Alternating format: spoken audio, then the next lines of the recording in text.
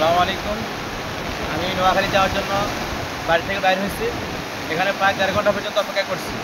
অপেক্ষা করে এখনও কোনো পরিস্থিতি কোনো স্বাভাবিক নাই, যার কারণে আমি এখন আবার বাড়িতে চলে যেতেছি। বিকেলে যদি পরিস্থিতি স্বাভাবিক হয় তাহলে আবার আসি দেখব। জাহাজে মনে করেন লোক একটা পড়ে গেছে, উঠছে কিনা জানি না। ওই জাহাজের এখনকা সাথে হয়ে গেছে।